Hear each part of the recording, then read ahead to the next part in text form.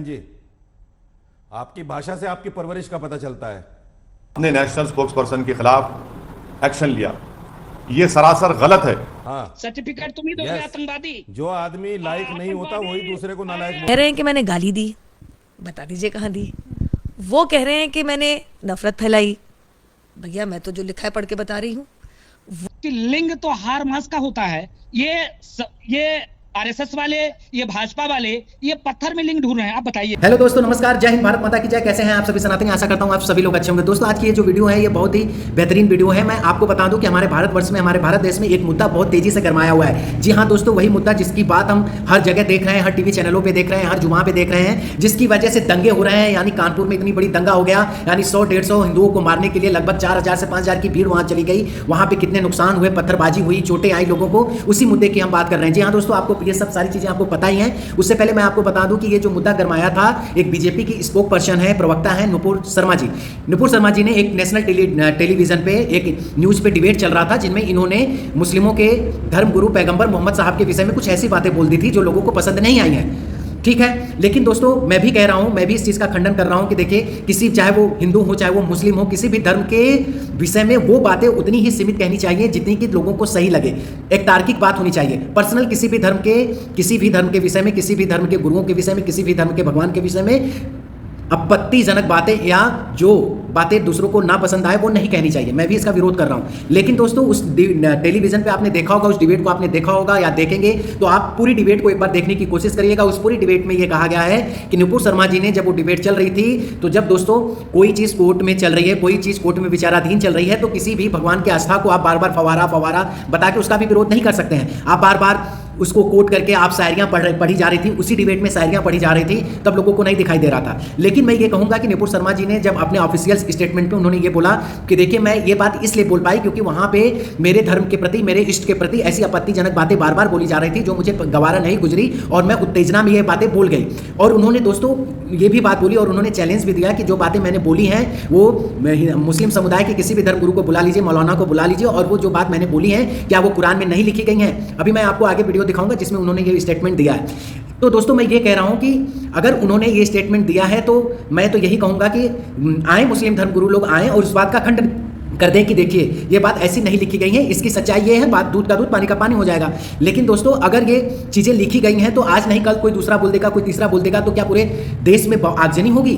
उसका तो खंडन होना चाहिए ना, उसको दुनिया के सामने उसकी सच्चाई लानी चाहिए कि नहीं लानी चाहिए। ये भी बात सही है। मैं ये नहीं कहता कि हर चीज सही होना चाहिए, धर्म, सबके धर्म का सम्मान होना चाहिए। अगर मुस्लिम लोगों की ये बात ना गवारा गुजरी है तो इसका मतलब ये नहीं है कि आप पूरे राष्ट्र में आग लगा देंगे, पूरे राष्ट्र को जला देंगे। कानपुर में आप लोगों ने बहुत ही भीषण दंगा किया जो कि बहुत ही दुखद है, बहुत ही दुखद है। उसके बाद दोस्तों इनका विरोध देखिए ना, इनका विरोध केवल भारत में नहीं हो रहा है बल्कि विश्व स्तर पे इनका विरोध होने लगा है। आपका पाकिस्तान से लेके सऊदी अरब तक से लेके कुवैत तक इनका विरोध हो रहा है इनकी बातों का। तो मैं ये सिर्फ ये कहना चाह रहा हूँ कि ऐसी चीज़ें हुई हैं, अगर नुपुर शर्मा जी ने ऐसी बातें बोल दी हैं, जब उन्होंने उस बात के लिए खंडन कर दिया कि मैं उत्तेजना में ऐसी बातें बोल गई हैं, तो भाई अब सबको ये चीज़ समझनी भी तो चाहिए। अब एक ही महिला के प्रति इतना उत्तेजनाजनक बातें, और उन्होंने ये भी बताया है कि उन्हें किस तरीके की धमकियां मिल रही हैं, उन्हें उनकी माँ बहन के रेप की धमकियां मिल रही हैं, उन्हें कितनी आपत्तिजनक बातें ट्विटर से मिल रही हैं या सोशल मीडिया के माध्यम से, तो इसका भी तो विरोध होना चाहिए ना।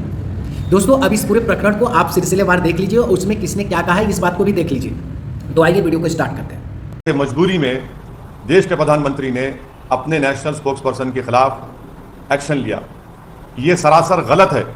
गलत इसलिए है क्योंकि एक्शन तो आपको 10 दिन पहले लेना था। जब मैं बहैसियत एक भारत के इंडियन सिटीजन के, मेरा मजहब मुसलमान, मैं मुसलमान हूं, हम आपसे अपील कर रहे हैं, डिमांड कर रहे हैं कि आप एक्शन लीजिए। अब एक्शन नहीं लेते आप। फॉरेन पॉलिसी, प्रधानमंत्री जी आपकी 56 इंच की सीना की फॉरेन पॉलिसी, आपने देश की फॉरेन पॉलिसी को बर्बाद कर दिया। जो डोमेस्टिक हेट पॉलिटिक्स है वो फॉरेन पॉलिसी को आप कन्वर्ट कर दिया उसको, और उसका खमीजा हम देख रहे हैं कि कभी ऐसा नहीं हुआ कि देश के एम्बेसडर्स को कंट्रीज बुलाकर कह रहे हैं कि आपने गलत कहा, डिमांड्स दे रहे हैं कि आप माफी चाहिए। वाइस प्रेसिडेंट खतर में है, उनकी खतर मौजूदगी में एम्बेसडर को बुलाकर कहा जाता है, इतनी बड़ी बेइज्जती भारत की। तो दोस्तों आपने सुन लिया ना, ओवैसी जी ने सीधे तौर पे मोदी जी को घेरा है और उन्होंने साफ शब्दों में कहा कि विदेशी लोग, अगर विदेश के लोग इसका विरोध नहीं करते तो शायद मोदी जी ये काम नहीं करते। मतलब हमारी गवर्नमेंट, अब हमारी गवर्नमेंट क्या हो रही है कि विदेशी दबाव में चलेगी क्या? सीधे तौर पे इसका मतलब यही होता है कि विदेशी अगर इन्वॉल्व नहीं होते, विदेशी लोग इसका विरोध नहीं करते, तो शायद मोदी जी ऐसा नहीं करते। इनका सीधा ब्लेम यही था कि मैं किसी भी धर्म विशेष की कहीं पे भी उसके खिलाफ नफरत फैलाऊं या इंसल्ट करूं या गाली गलौज करूं या फिर माहौल खराब करूं। जो लिखा है वो मैंने बोला है, और अगर वो कहीं गलत है तो मैं, आपको आपत्तिजनक लगता है तो फिर वो तो मैं कहूंगी कि मैंने तो नहीं लिखा और मैंने अपने मन से भी नहीं बनाया। अगर मैं गलत हूं तो मैं इनवाइट करती हूं किसी सीनियर इस्लामिक क्लरिक को आए और बताएं कि मेरे तथ्य बेकार है, मेरे तथ्य ठीक नहीं है, तो मैं अपने बयान को वापस भी लूंगी। परंतु जिस स्क्रिप्चर में से मैंने पढ़ के बातें कही हैं और बखूबी वही कहा है, उसको तोड़ मरोड़ के पेश करने वाले, एक बात पूरी होने दीजिए, एक अपने आप को फैक्ट चेकर कहते हैं जिसको मैं फेक न्यूज़ स्प्रेडर कहती हूँ। वो कह रहे हैं कि मैंने गाली दी, बता दीजिए कहाँ दी। वो कह रहे हैं कि मैंने नफरत फैलाई, भैया मैं तो जो लिखा है पढ़ के बता रही हूँ। वो कह रहे हैं कि कहीं ना कहीं मैं माहौल ख़राब करने की और एक तरीके से हेट स्पीच टाइप कर रही हूँ। एक तो मैं बात बता दूँ आपको, ये जो कह रहे हैं जिन्होंने इसको ट्विस्ट मारा है, माहौल उन्होंने ख़राब तब से किया जब उन्होंने झूठ बोला, और उनका नाम है मोहम्मद जुबैर, और वो एक so called fact check Alt News करके चलाते हैं। मैं उन्हें फेक न्यूज़ स्प्रेडर कहती हूँ कि जैसे मैंने उनसे पूछा कि आपने पूरी डिबेट क्यों नहीं अपलोड करी और आपने सिलेक्टिवली हेविली एडिट पोर्शन क्यों अपलोड किया, तो जवाब देने की जगह और फैक्ट चेक करने की जगह मुझसे कहते हैं कि जिस अन्य चैनल पे गई थी उस पे धर्म संसद की वीडियो अपलोड कर लो। भाई बोलिए, आप नहीं जिस बोलेंगे, प्रकार बोलिए। से नहीं, जिस प्रकार से चित्रा जी, जिस प्रकार से सीधे नकार रहा है कि पूरी दुनिया का मुसलमान एक है, होना चाहिए। हिंदू मूर्ख गमार है, वो एक माँ नहीं हो आयशा और सकता। नबी सल्लल्लाहु अलैहि वसल्लम के बारे में, माँ आयशा और नबी सल्लल्लाहु अलैहि वसल्लम के बारे में सपा के विपक्ष विधान परिषद के लाल बिहारी जी हैं, उन्होंने सीधे सीधे कमेंट किया है कि लिंग तो हार मास का होता है। ये आरएसएस वाले, ये भाजपा वाले, ये पत्थर में लिंग ढूंढ रहे हैं। आप बताइए कितनी दुख की बात है। अगर हम इस पर कुछ करने की सोचें, ये सर तन से जुदा करने वाले हम लोग नहीं हैं। जेल में क्यों नहीं डाला उसको आपने अभी तक? आपकी सरकार ने, फिर बोलना शुरू कर आपकी दिए। सरकार ने जेल में क्यों नहीं डाला उनको अभी तक? डालिए, जेल में नाम दिया है, जेल में डालिए उसको। तभी तो योगी सरकार ने क्यों छोड़ रखा है उसको? बोलने का अवसर आप ही बोलोगे? नहीं, आप ही अरे बोलोगे, जेल में, आप ही अरे बोलोगे। जेल और में कौन डालिए ना बोलेगा? उसको। जेल में आप डालेंगे, तर्क ऐसा तुम भी दीजिए ना जेल कि में सरकार जाओगे। से अलग हो। कम से कम तुम सुन भी लीजिए जेल में कि कौन सा जाओगे। ऐसा तुम्हारे नेता देश है में जो इस लोग तरह भी की जेल बातें में कह रहा है जाएंगे। ठीक है, आप इस्लाम के मानने वाले और भी मुल्क हैं, सारे विश्व का मुसलमान एक साथ रहिए। मैं बधाई देता हूँ, शुभकामना आपकी देता हूँ। भाषा से आपकी लेकिन- परवरिश का पता चलता है महन जी, आपकी भाषा से आपकी परवरिश का पता चलता है। अच्छा, हाँ, सर्टिफिकेट तुम ही दोगे Yes. आतंकवादी। जो आदमी लायक नहीं होता वही दूसरे को नालायक बोलता है। अरे आतंकवादी, जो जिसने लायक अभी नहीं कह होता दिया, वही नालायक बोलता है।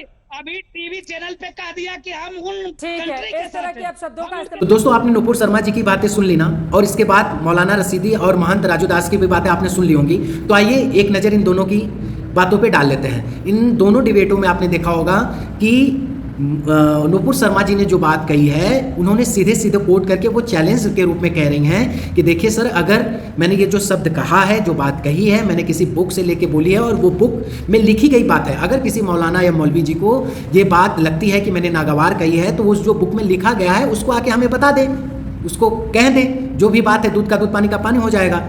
उसके बाद दोस्तों दूसरी डिबेट में आपने मौलाना रशीदी जी और महंत राजू दास के बीच जो डिबेट देख रहे हैं, इसमें महंत राजू दास जी ने सीधे तौर पे बोला कि एक है लाल बिहारी यादव जी, एक नेता हैं सपा के, जिन्होंने हमारे इष्ट यानी हमारे भगवान भोलेनाथ के लिंग के लिए बहुत ही आपत्तिजनक बातें कही हैं, जो कि उन्हें नहीं कहनी चाहिए। और उनका कोड इसलिए, उन्होंने सपा का नाम इसलिए ले लिया कि कहीं ना कहीं अभी कुछ दिन पहले हमने अखिलेश यादव जी की वक्तव्य सुना था, उन्होंने क्या वक्तव्य दिया था, ये पूरा देश विदित है, ये देश के लोग जान रहे हैं। तो हो सकता है उस कोड को करने के लिए, और कहीं ना कहीं ऐसा दिखता है कि सपा समर्थन करती है मुस्लिमों के लिए, तो हो सकता है इस बात को कोट करने के लिए उन्होंने ये बात कही है। इस पे मौलाना रशीदी जी कुछ समय चुप रहने के बाद उनके संस्कार को बोलने लगते हैं कि आपके संस्कार, आपकी भाषा से आपके संस्कार दिखाई देते हैं। सर ये बात तो उचित नहीं है ना। आप किसी के पर्सनल अटैक करेंगे, किसी को पर्सनल बोलेंगे कि आपके संस्कार दिखते हैं, तो उसके बाद तो अगला आपको भी बोल सकता है ना। पहले तो शुरुआत आपने कर दी, तो दूसरे ने पलट के आपको जवाब दे दिया, आपको आतंकी तक बोल दिया उन्होंने। इसमें अब हम और आप क्या कहेंगे? डिबेट जो प्रत्यक्ष हम लोगों को दिखाई दे रहा है उसी पे चर्चा करेंगे ना। तो दोस्तों यही मानसिकता है, यही चीज़ें हैं दोस्तों संस्कृति, सनातन संस्कृति एक ऐसी संस्कृति है जो आज से नहीं लाखों वर्षों से हमें हमारा मार्गदर्शन कर रही है। तो हम तो जाहिर सी बात है, अगर हम अपने सनातन संस्कृति को मानते हैं, अपने इष्ट को मानते हैं, तो उनके बारे में अभद्र टिप्पणियां हम, चाहे वो हमारा हो चाहे वो कोई दूसरा हो, अगर भारत का कोई भी नागरिक चाहे वो किसी धर्म संप्रदाय से हो, अगर कहेगा तो उसका खंडन होना चाहिए, उसका विरोध होना चाहिए, जिस तरीके से नुपुर शर्मा जी का विरोध हुआ है। तो दोस्तों यही चीज़ हमें समझने की ज़रूरत है। तो आइए आपको आगे दिखाते हैं कुछ। आदमी है, उन्होंने मुसलमानों को भड़का के ये बंदी कराई, ये गलत था उनका। जो मुख्य आरोपी बताए जाने जी, उन्होंने पब्लिक को भड़काया, उन्होंने ही मुसलमानों को भड़काया कि अपनी दुकानें बंद कर दो, और हालांकि सारे शहर काजी, सारे उलमा उनके खिलाफ थे कि ये बंदी नहीं होनी चाहिए थी, और उन्होंने भड़का दिया, तो उसका नतीजा ये हो रहा है। भड़काने में क्या बंदी, किस बात की बंदी यार? रोज डेली कोई ना कुछ कहता है कि हम रोज डेली दुकानें बंद करते रहेंगे, ये तरीका नहीं है। ना हम बंद करें, ना हमारे हिंदू भाई बंद करें। देखिए आपने दुकानें बंद कर दी तो जाहिर सी बात है लोगों के पास कोई काम तो है नहीं, वो निकलेंगे तो सड़कों पे, बस वही मसला है। और ये कौम थोड़ी जज्बाती कौम है, इसमें कोई आगे अंदर जाके गली है, मैं रहता हूँ। आप ये बताइए कल क्या हुआ, 3 जून को क्या हुआ? कल वो जो भीड़ उठी, वो भीड़ इधर जो जुलूस लेके निकली थी, वो भीड़ जब इधर से चली, इस सलमाना चौकी होते जब इधर से आई, तो हमारे जो ACP हैं अकमल खान साहब, उनके ऊपर जानलेवा हमला हुआ। किसके द्वारा किया?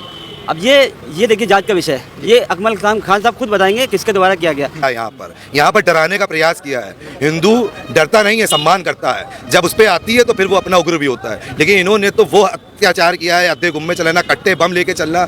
ये इनके इस देश में रहते हैं, इस देश के नागरिक हैं, इनको ये काम नहीं करना चाहिए। यहाँ चल जाती हैं, इनके सब कुछ सुनिश्चित होता है। आप ही बताइए, आप भी यहाँ के स्थानीय हैं और बताए जा रहे हैं बहुत सारी तादाद में स्थानीय लोग भी उनमें थे, क्या आप पहचानते हैं? स्थानीय लोग में 10-15 अगर बच्चे ना होते, जो बच्चे कह सकते हैं, अगर वो पुलिस तो यहाँ पीछे हट रही थी, उनकी बदौलत है कि जो आज यहाँ पे जितना हिंदू परिवार है वो बच पाया है, वरना वो तो आक्रामक हो गए, अद्धे कट्टे असले लेके चल रहे हैं। बस्ती है गरीब, यहाँ सड़क किनारे लोग सोते हैं, उनसे थोड़ी में ठेलियाँ लगती हैं, यहाँ पर पंचर वाले रहते हैं, उनसे थोड़ी ना मतलब है। जो लोग सुनियोजित अद्धे गुम्मे कहाँ चले आए, अद्धे गुम्मे वो सुनियोजित तरीके से लेकर आए, उनके पीछे लोडर ई रिक्शे लेके चल रहे हैं, कट्टे बम कैसे चल रहे हैं सुनियोजित तरीके से, मतलब कट्टे बम अपने आप चले आए। डिबेट देख ली ना, दोनों डिबेटों को मैं आपको दो सीन दिखाए गए, मैं आपको दोनों का मतलब समझा देता हूँ। देखिए पहले एक मुस्लिम युवक है, इनसे पूछा जा रहा है कि क्या हुआ, कैसे हुआ, तो ये चीजें बता रहे हैं क्योंकि ये चश्मदीद है और वहीं पास के ही रहने वाले हैं। इन्होंने 2-3 बातें कही हैं दोस्तों, जिसको मैं कोट करना चाहता हूँ। इन्होंने बोला कि मुस्लिम जो लोग होते हैं वो बड़े जज्बाती होते हैं, ये जज्बाती कौम है। अरे जज्बात का मतलब क्या है? जज्बात का मतलब ये है कि आप दूसरे के घरों में पत्थर फेंकेंगे, आप दूसरों का सिर कलम करेंगे, आप दूसरे के घरों में आग लगाएंगे, यही जज्बात का मतलब होता है क्या? मतलब आप अपने कौम को सीधे बोल रहे हैं कि हमारी कौम जज्बाती है तो हमारी कौम ये काम करेगी, मतलब 150-200 हिंदुओं को मारने के लिए आप 4000 से 5000 की भीड़ लेके चले जाएंगे। और जब आपके ASP कमाल खान वहां पे है, सोचिए कि SP वहां पे ASP खड़ा है और फिर भी ये भीड़ कितनी उग्र थी कि ASP पे भी इन्होंने आक्रमण कर दिया, कमाल खान को भी इन्होंने नहीं छोड़ा, ये ऐसी बात कर रहे हैं। तो सोचिए पुलिस सामने खड़ी है फिर भी ये डर नहीं रहे हैं, तो बताइए कि जम्मू एंड कश्मीर में क्या स्थिति बनी होगी दोस्तों, कैसी भयावह स्थिति रही होगी, आप आशा करिए आप सभी सनातनी। उसके बाद इन्होंने दूसरी डिबेट आपने इनके आगे देखी होगी, एक हिंदू बोल रहा है कि सुनियोजित, जी हाँ दोस्तों, सुयोजित तरीके से ये सारी घटनाएं दी गई। और सही बात है, 4 से 5000 लोग इकट्ठे हुए कैसे अचानक? ना नमाज का टाइम हो रहा था, ना कुछ हो रहा था, 4 से 5 लोग इकट्ठे हो गए क्या एक ही जगह नमाज? 4 से 5000 लोग क्या एक जगह नमाज पढ़ रहे थे क्या? वहां पे कौन सी इतनी बड़ी जगह थी उस एरिया में जहां पे कि 4 से 5000 लोग नमाज पढ़ रहे थे? अच्छा चलिए मान भी ले रहे हैं कि नमाज पढ़ रहे होंगे, तो उनके पास पत्थर कहां से आए, बम के गोले छोटे, ये सब कहां से आए? कहां से आए ये गोले पत्थर, ये सब कहां से आ गए भाई? अचानक तो आएंगे नहीं, अचानक तो आएंगे नहीं, पेड़ से तो गिर नहीं रहे थे, या गली मोहल्लों में रखे हुए नहीं थे, इनके हाथों में ये कहां से आ गए? तो क्या हाथों में अगर आपने कहीं से पा लिया तो आप किसी निर्दोष को मारने लगेंगे, किसी के घर को जलाने लगेंगे? यही आपका जज्बात है। और इसके लिए कोई नहीं बोल रहा है, कोई नेता नहीं आके बोल रहा है कि नहीं ये चीज़ गलत हुआ, उग्र होकर भीड़ ने दूसरों के मोहल्ले में गए, मारने के लिए गए, वहाँ पे लोग घायल हुए, पथराव हुआ, इसके लिए कोई नहीं कहेगा कुछ। हाँ लेकिन विदेशों में तक आवाज़ जाएगी, विदेशों में विरोध होगा। मोदी जी आप झुकिए मत, झुकने की ज़रूरत नहीं है। अगर दूसरा लोग, हाँ यही चीज़ नहीं होती, या घटनाएं नहीं होती, अगर शांति समुदाय से लोग रहे होते, कोई ऐसी बात नहीं होती, तो एक बार दुख होता कि नहीं चीज़ें हैं, चलिए भाई वो लोग तो कुछ नहीं कह रहे हैं, तो ये चीज़ का विरोध होना चाहिए, गलत हुआ। लेकिन कोई कहाँ शांत है, कोई कहाँ सुन रहा है? तो दोस्तों आशा करता हूँ आपको वीडियो पसंद आई होगी, तो इसे लाइक, सब्सक्राइब और शेयर करिएगा। तब तक के लिए नमस्कार, जय हिंद।